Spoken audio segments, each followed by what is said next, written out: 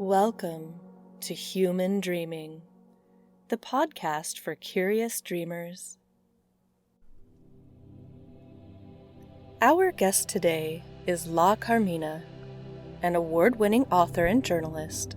La Carmina runs the leading alternative culture and travel blog, which can be read at www.lacarmina.com/blog.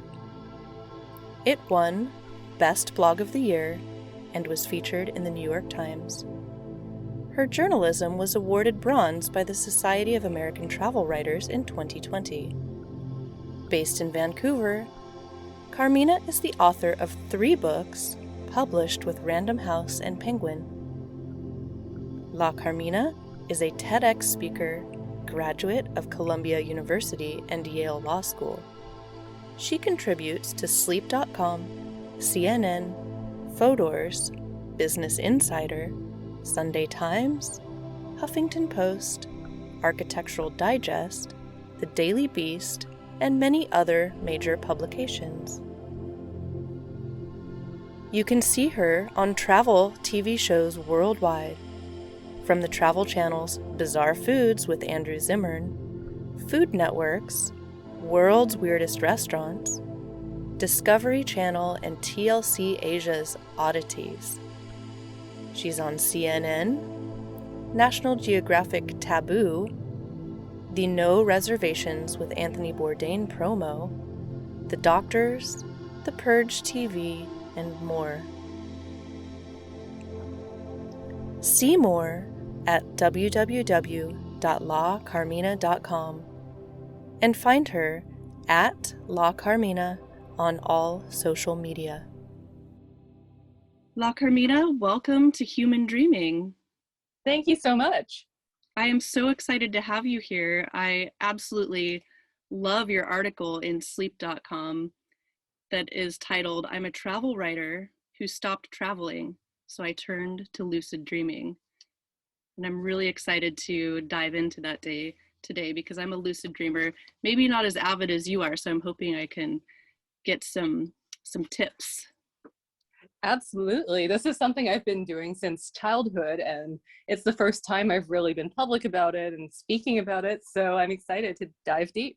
That's great. And I'm so excited that you're sharing it because I think it's an underestimated way for people to enjoy life more. I think that, we kind of just put aside sleep as if it's, 1/3 of our life that doesn't count. But I'm a big proponent of, you're still living when you're dreaming. You're still having real and vivid, emotional and impactful experiences. And so I absolutely love that you're taking it to the next level and really intentionally using it in your life in a way that is helping you get through the pandemic and continue your work of being a travel writer. I think that's brilliant. Yeah, I feel the same. I feel people think of sleep as a chore that they wish they could dispense with. But in fact, I get some of my best ideas when I'm sleeping. It helps me recover and rest. And as you mentioned, it's an opportunity to have transformative experiences. Yeah, absolutely. So when you think of dreams, what is the first definition that comes to mind? Well, I think the usual definition is, oh, you're sleeping, you're asleep in bed, and you get these visions in your head, REM sleep, as you are dreaming. But since I'm a lucid dreamer, I think that my definition of dreaming is a lot broader. I often can't even separate the distinction between sleep and waking life. My dreams are so vivid, and I'm able to control the narrative and make choices within the dream just as if I were awake in real life. So to me, dreaming is a continuum. It isn't reserved for only this specific period of sleeping. It's something that we can take into our own lives. And that's how I sort of perceive dreams for myself. Yeah, absolutely. That's beautiful. I feel very similar, although my lucid dreams are not as frequent, but I am excited to learn more about that. Have you ever had a sleep dream, whether it's lucid or not, that really affected or changed the course of your life in a big way? Oh, absolutely. I think what is so interesting about dreams is that things can come out that you will not necessarily face head on in waking life. There's a lot that we push to the back or we try to shove under the carpet so that we don't have to face it. But in dreams, it comes out in full force.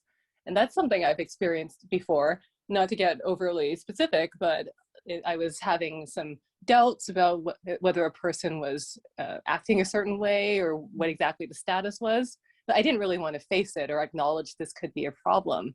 However, in the dream, this came out in full force. The worst case scenario I had to actually actively face and deal with within the dream. And it did turn out that was the case. So, Oh, wow. yeah. Sometimes your subconscious tells you things and you sense things, you pick things up, but you may not want to deal with it. And the dream makes it so realistic and shows you exactly what could be happening. Mm-hmm. Yeah, absolutely.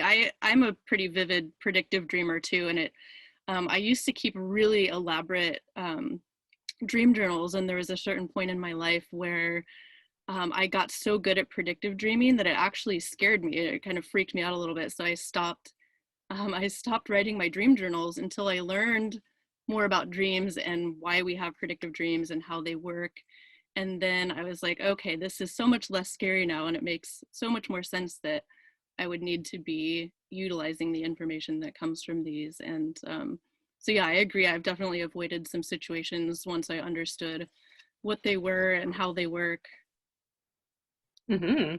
Yeah, and lucid dreaming lets you experience that firsthand, because listeners may not realize, but in lucid dreams, you aren't just watching a movie, you're participating in it actively. It's a bit like a virtual reality situation where you can look around, make choices, interact with people, and it can be so vivid that it really feels just like you and I speaking right now. The exact type of experience is identical. Yeah. I've even heard some people say it's more real than real. Mm-hmm. And or at least it makes you consider what is really real. Yeah. Have you ever had like a favorite dream come true moment, whether it's from lucid dreams or like daydreaming, fantasizing, anything like that? Have you had like a creative like light bulb, or had a dream about something and then years later it came true? Well, since I travel so much for my work as a travel journalist, blogger, and TV host, I often have extremely visual dreams of places. Now, these could be busy cities, or they could be deserted, dreamlike landscapes, almost like a surrealist painting. And I remember years ago, I dreamt of these green rolling hills and odd statues. It was a dream that recurred a few times, but it wasn't a place that I had ever been to or thought existed. However, when I went to Easter Island in 2018, I got this sense of deja vu. It wasn't exactly the same, but the feeling tone was very similar. I was thinking, okay, I have been here before in my dreams, and now here I am standing on Easter Island. Wow, that's incredible. Do you dream journal? I don't write down my dreams just because I feel it's not necessarily useful for me, at least right now. Maybe I'll go through periods where I do, but I do practice dream recall. When I wake up, I try to take at least a few minutes to consider the dream, think back to what happened, and if there were any takeaways or any strong moments from it. I don't write it down just because I feel it's not the best use of my time, and I will forget the dreams after a while, but I think the initial recall, that's really the moment of reflection, and that's what's important to me. Yeah. I agree. I'm similar. I write down in order to train myself in the method that I use, I did, write down my dreams for years and like more intensely for a couple months, but I've been finding that I can know within seconds exactly the whole process and exactly what my dream is, what type it is, what it's about, how I can use it. And so I don't always write them down, but yeah, I know what you mean. It's sometimes it's like your daily life. You want to write it down in your journal, maybe for some reason, and maybe there's some things that you don't really want to write down. So yeah, that's exactly it. I think people should approach it organically and see what works best for them rather than having a set schedule or rule, because having obligations in a way takes away from the true enjoyment and meaning of the dream. Yeah, And even, absolutely.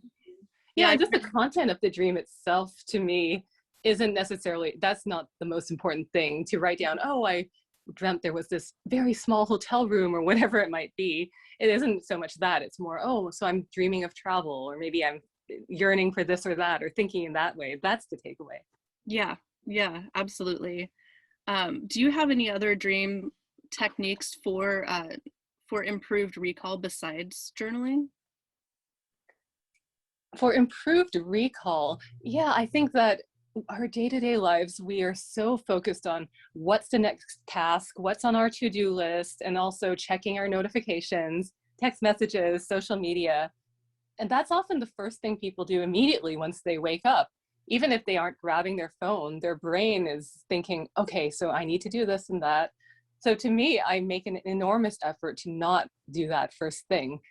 Dream recall, I just think back to the dream. I picture myself back there, involving all my senses as much as possible. What was I smelling? What was I seeing? What sounds were I listening to? Sometimes there might be a little ditty of music, so I try to play that back in my head. Mm-hmm. And yeah, just really try to return myself to the dream first thing rather than facing the day-to-day life. Yeah, yeah, solid advice. Thank you. Um, if you could create a public service announcement in any format, it could be like a billboard or a TV commercial, etc. And in some, ways you do have this platform already. But if you could just kind of choose one thing for the entire world to see, what might that look like? That's an interesting one. So I do a lot of I'm into mindfulness and secular Buddhist thought. So I think one of the greatest truths out there that we always ignore is that everything changes. You could say that all things are transitory, impermanent, and you absolutely see that in a dream, Mm, right? It's constantly shifting outside of your control in most cases, and then it passes. And I think that in the dream, you don't grasp as tightly to the situations in the dream. Let's say it's an anxious situation. You're in the dream and something horrible happens, or you're stressed. For example, let's say you are late for your flight. mm-hmm. But within the dream, you still get the sense, okay, I'm not actually late for a flight. There aren't these consequences. It will be okay. And you can take that into your daily life if you do have an experience like that. Just keeping in mind also, this will pass, everything changes, there will be the next moment, and to remember that rather than being too wrapped up in the story that's right in front of you right now. Yeah, yeah, absolutely. Well said. So tell me about your travel writing and more specifically how you've used your lucid dreaming to help ease anxiety around the pandemic. And just before you answer that, I do want to read a brief paragraph from your article that Great. goes, Many acquaintances assume that giving up the globe-trotting lifestyle has been hard on me, but they don't realize that in a curious way, I've continued to travel. I experienced the exhilaration of befriending strangers, exploring far-off places, and choosing my own adventure almost every night through the power of lucid dreams. Yeah, it's been quite something to be a professional travel writer and TV host who went to a dozen countries a year. I was constantly on the go, facing new environments, going off to countries around the world, to suddenly being in lockdown. And even taking a walk around the block was a big deal. Yeah. So an enormous change. You asked how I kind of got into it. I started my La Carmina blog, lacarmina.com, in 2007. So this was a long time ago, and it took off, leading to more opportunities to write and do TV and other things like that. I got more chances to travel as things took off, and I loved it.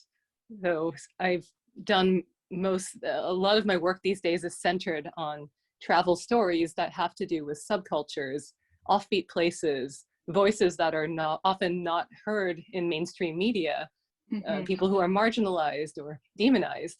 And so that's been the center of my work for quite a while. And that had to change because of the pandemic. But being able to lucid dream and has given me an outlet to continue to have these type of transformative experiences. Yeah, absolutely.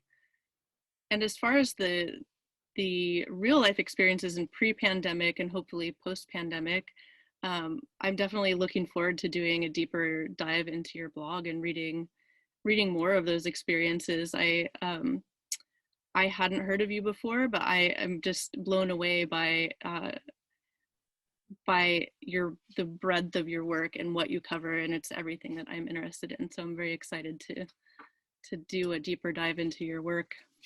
Well, thank you so much. Yeah, I think you might enjoy stories of Egypt, of India, a lot of places in Asia, such as Thailand and Myanmar, with the Buddhist stories I do.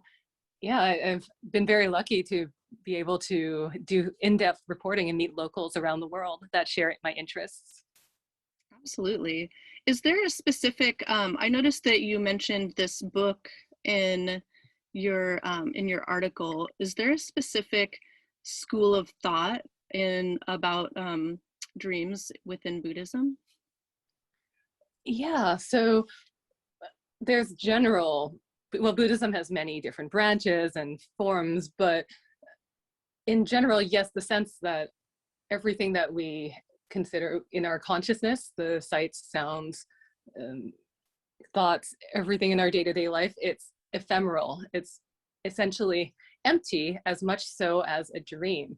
But we tend to cling or push away these sensations in daily life and build a story about them. And because of that, we develop negative emotions like stress or anxiety.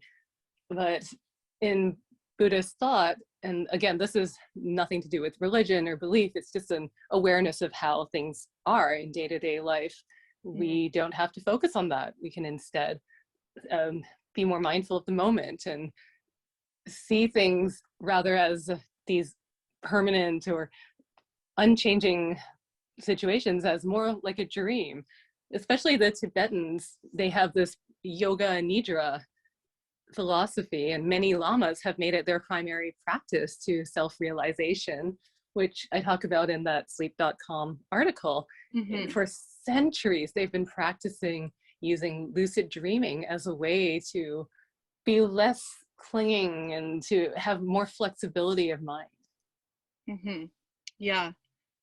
And is that what is covered in the book that you mentioned, the Tibetan Yogas of Dream and Sleep? Yes, that is a fantastic book by Tenzin Wangyal Rinpoche. Mm-hmm. Because I think a lot of lucid dreaming articles and books out there, they focus on the science or how to lucid dream. And yes, these things are important, but there's this whole other personal self-transformative aspect. Again, it's more of a spiritual aspect, but without the having to have a belief system or believe in anything spooky. It's more a better understanding of the experience of lucid dreaming and how it can help you be more peaceful and present in daily life. Brilliant. Yeah, I ordered that book right away, so nice. Excited to read it. Yeah, that's really interesting. And it's funny, I'm a hypnotherapist by trade, and so it's interesting, a lot of the things that you are talking about are, there's a lot of crossover in the free form of thought and the ephemeral way of things, the way that emotions and sight, sound, smells, how all of those are connected, and how you can change your state. And I know that it's not really grounded in Buddhism, but I just always love it when there are different practices that have crossover. Yeah, I think it's just realization of the state of things as they are. Yeah, and the different states of thought and being, like dreaming, we think of it being like sleep, and you're asleep and you're dreaming, or you're awake, but there's all of these different levels in between. It's on a continuum. You have daydreaming and fantasizing, and then lucid dreaming, which is like bring it back to the scientific more for a moment, like in a theta state, you know, like a deep state where your conscious mind is partially there and your subconscious mind is also there too, which is like, you know, kind of in between what it is when we're in a deep sleep and when we're, you know, in a very conscious beta state. So I find all of that super fascinating. Yeah, me too. Yeah. So you mentioned doing problem solving when you're having lucid dreams, and there's one particular story that you told in the article, but I also was just wondering about problem solving in general and if that's something that you do a lot of. Yes, I think it may not necessarily be what people think. It's not as if I'm solving mathematic equations in my sleep, but I do realize that as a writer, I love doing a first draft and then sleeping on it, quite literally. And the next day, I'll look at the draft again and I'll have all these new insights, or it's something you can't force, I think. Let's say I stayed up later and I devoted more hours to trying to polish the article. It just wouldn't be the same as if I went to sleep and the next day I can see it with fresh new eyes. Maybe something came together while I was sleeping. There's so many important processes of recovery and like processing during dreams that I think are so helpful for your day-to-day creative work. Yeah, I 100% agree. And I think creative dreams are by far and away my favorite. Like I have so many drawings and notepads that are just filled with things that I either do in real life or would love to do in another life, you know, when I have time. But yeah, those are just by far and away my favorite ways to experience dreaming, and just getting that creative spark I think is just brilliant. So where are some of your favorite places recently to travel to in your lucid dreams? So I've been traveling to Hong Kong and around Asia ever since I was a baby because my family's from there. So that always has been an environment and a landscape that has stuck in my head. It's something I've experienced since before I can even remember. And because of that, and because I am currently unable to travel there, even if I had all the money in the world, I can't go to Japan. I cannot go to Hong Kong, right? So it's interesting that these images, I often find myself walking through a city that may not be exactly the same type of street in, say, Tokyo, but it has the exact same feeling. The sounds of people announcing, the neon lights, just the whole sense, maybe the smells that emanate. It's very much like I'm back there.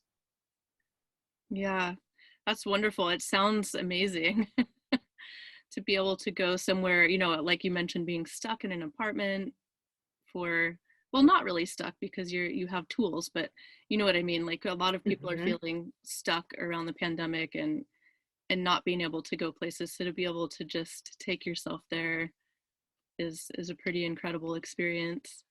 Yeah, and it also opened up my perspective. Like you said, you can tell yourself the story of I'm in jail, I'm stuck, I'm restricted, I have this much worse, minimized life, but that doesn't have to be the story at all.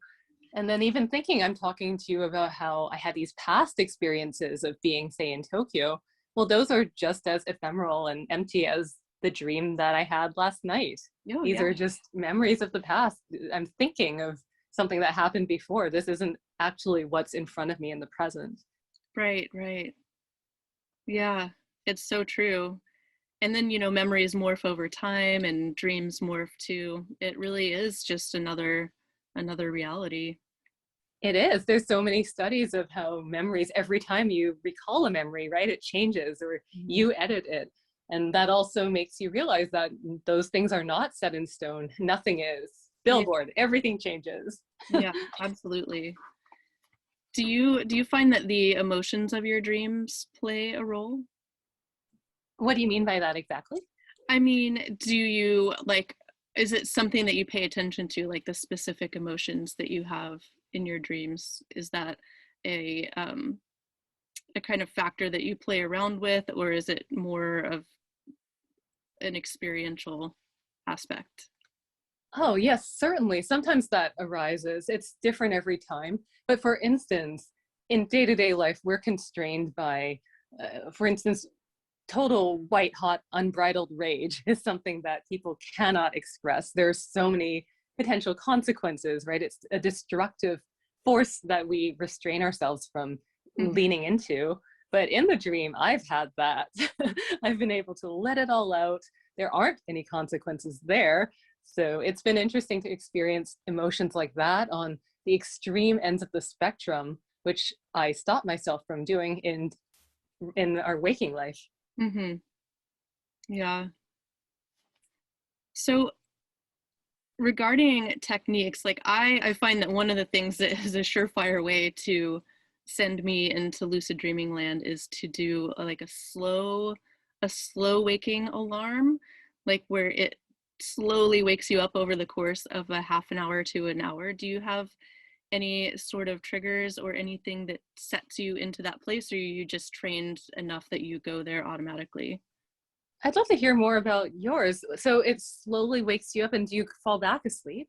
How exactly does that work? Um, I so no, I don't fall asleep, but I actually haven't had to use this slow waking alarm for a long time. Like oftentimes now when I go into lucid dreaming, I'll wake up and try to do recall and interpretation, and that just takes me a few seconds, but in the time it takes me to think about the dream and make sure that I remember it, I slip back in to dreaming, and that will I be like see. when I lucid dream. But when I was first starting, in order to be able to just get into the right brainwave state, I would use the slow waking alarm, and that would give me like anywhere from 5 to 30 minutes, where it's just enough noise that it starts to bring you up into Ah, waking okay. consciousness, but Mm-hmm. also is quiet enough that it doesn't shock you awake like a standard alarm would. Mm-hmm. Well, that's very interesting. Yeah, I do something a bit similar to do with light. And I don't plan this, but I have quite a relative amount of light coming through the blinds as day breaks. That tends to wake me up, but just a little bit. Again, it's gradual, right? A bit like with you before with the sound of the alarm. This is the gradual creep of daylight. So I will wake and maybe I'll take a sip of water or just think about my dreams again. And then I'll take a piece of fabric and put it over my eyes because I find eye masks to be a bit too constraining, Mhm. but a comfortable silk handkerchief or something, I'll drape it over my eyes so it's completely pitch black now. That will send me back to sleep because it's only say 6 a.m. or something like that. So I Mhm. can sleep for a few more hours. And that's when I often have the strongest lucid dreams. Brilliant. That is a great tip, and I'm excited to try that one out. Thank you. Yeah, let me know how it works. I will. um, so are there any other extra special experiences that you would like to share, or anything else that you would like us to know about you or your projects or anything that you have going on? Sure. Things are constantly shifting because I don't just do one thing. I am fortunate I'm able to dabble in a variety of different fields that keep it interesting. So before the pandemic, I focused a lot on travel blogging and TV hosting.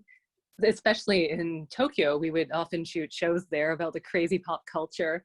So Mhm. hopefully I can get back to that. But during the pandemic, it has also been rewarding, though, to be shifting more to writing and writing for places like sleep.com, broadening my topics. I still do write about travel, as you see in this article, but it takes on different uh, facets. Speaking about personal experiences with sleep related to travel, for instance, is something I never did before. Mhm. That's wonderful. Well, just wrapping up, did you have any other quotes or thoughts that you would like to share? Sure, let's see. Well, in that book that we spoke about, The Tibetan Yogas of Dream and Sleep by Tenzin Wangyal Rinpoche, I'm glad you got that book. I think it's very interesting the way that he frames the experience of dream and how it can help us in day-to-day life. So one quote from that book is, "Look to your experience of sleep to discover whether or not you are truly awake," because it is a fact that in waking life, we're often not awake by many senses of the word. Yeah. We are distracted, we are daydreaming and not knowing it, or we're telling ourselves stories, narratives in our head, and we don't realize that we get carried away with it and think that's our reality. So I think that's an important quote, and it's an important way to look at lucid dreaming. I agree. And I so look forward to reading that book, reading more of your work, and hopefully seeing some of your shows coming up. Yes, thank you so much. And if people are interested, they can always find me on my site. It's lacarmina.com. I've been updating since 2007, so there's a lot of material there. If people are interested in particular destinations, there's a travel page and you can choose the destination and see stories from that region. And I'm also on social media at La Carmina. I update regularly there so people can see my latest projects and hopefully my next travels. Wonderful. Well, thank you so much. And I hope everybody follows you and subscribes to your blog and checks out all of your work. And again, La Carmina, thank you so much for being here today on Human Dreaming. Thank you again. This was really fun. It was. Thank you. We are supported by Human Dreaming, The Dynamics of Dream Interpretation by Sunshine Press. The Human Dreaming book can be purchased on Amazon.com, the Barnes & Noble website, or through your local bookstore. For Dream Share or help with interpretation, please join us at the Human Dreaming Facebook group. You can also find us on Instagram at human_dreaming. Thank you for listening and subscribing, and please join us again next week.